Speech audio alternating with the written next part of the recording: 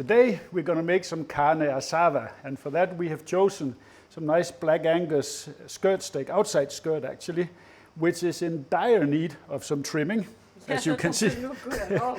No, it doesn't. So we start by trimming this off a little bit so we can get some marinade on it after. But you see inside here how beautiful that meat is. So it doesn't look pretty, but it will. Not even a little bit. But it will. Well, I have faith in you. Thanks. That's good to know.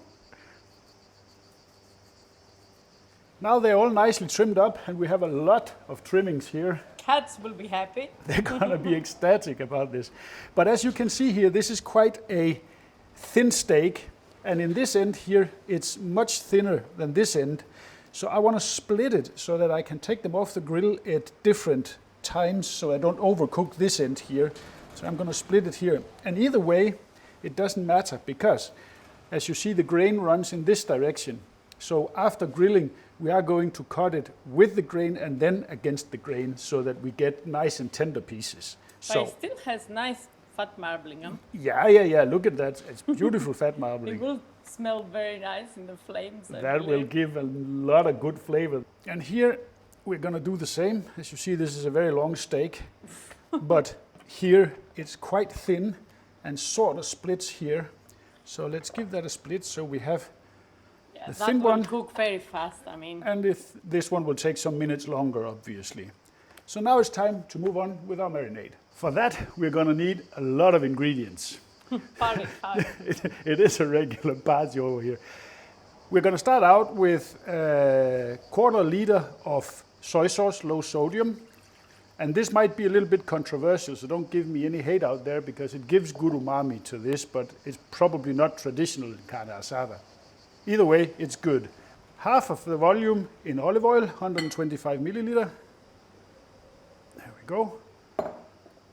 A tablespoon and a half of chili oil. 2 tablespoons of apple cider vinegar. You could use white distilled vinegar if that's what you have. A teaspoon of Dijon mustard. A tablespoon of dried oregano. A teaspoon of garlic powder. And I'm deliberately not using fresh garlic here. I want to use garlic powder in a marinade like this. It works much better. 2 tablespoons of freshly chopped parsley. A teaspoon of chili flakes. And then we're going to take a good big pinch of freshly cracked black pepper. I use a spice grinder to do this so I don't have to stand like this all the time. A tablespoon of hot paprika. It's going to be a little bit spicy. And then a good pinch of sea salt. That soy is low sodium, right? Yes, I want to add my own salt. I don't want to have this processed. And then we give it a good whisk. And last, we are going to add the juice of a couple of limes. That will help tenderize the meat and give great flavor to this. And it's like you cannot have Carne Asada without lime. There we go.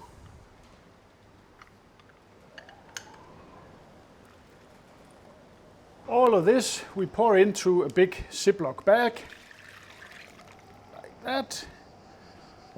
And then we take all of our meat and get it in there.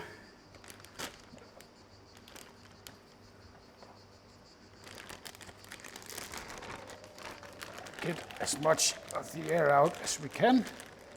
And we close it, and then we give it a good massage. So we get into every nook and cranny here. And we're going to leave it in the fridge for a minimum of an hour, but you can easily go up to 4 hours if you have time. Time to fire up our gas grill. So we're going to put all 5 burners on full. And we're going to wait a couple of seconds, 10 seconds, so we can get some fire going here. There we are. And now we're going to let this get ripping hot before we grill the meat. The grill is right now running at 320 Celsius, which is 600 Fahrenheit, so that is about as ripping hot as it gets. So first, a little bit of oil. That's nice. And then we get in with the thickest pieces first. Ooh. This sound, it's music to my ears. Oh my, and That- the smell. Oh, Oh, the smell is fantastic already. ooh. And then the two thin ones here, they will take maximum a minute per side. So we let them wait a little bit here while these get going. And let's take a look here, see how we're doing. Oh, that's beautiful. Look at the sear marks on that. And against common belief, don't let it go too long on the first side. Flip it over and flip it again and flip it again so you avoid overcooking one side. Now the upside will cool a little bit and then we flip it again so we get medium rare all the way through. This is going fast, so now it's time to get the thin ones on also.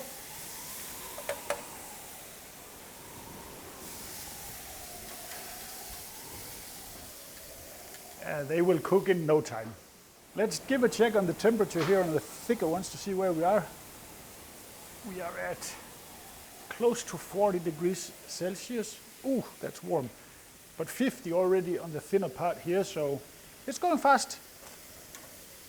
Now they're all done, so let's get them out of here and onto a tray. They look beautiful. Look at that. Oh my. It's gorgeous. Looking forward to try it. Now we're going to cover these up and let them rest for 10 minutes before we cut into them. That is without a doubt the longest 10 minutes of my life, trust me. Okay. So let's see how we did here. Let's take one of the thick boys here. And as I talked about before, the grain runs in this direction. So this we're going to split in like this in three, but look inside here. Medium rare to perfection. Like this. And then we cut against the grain. Look at that. It's And it Just- falls apart actually. It does, and it's Oh. super juicy, this one. Smells delicious. It does. Why don't you come over here so we can have a taste together? Yeah, that's a good idea. I can't wait any longer. I knew that. Welcome to my side of the camera. Finally, it's better this way here. Let's give this a try, huh? Oh, for sure.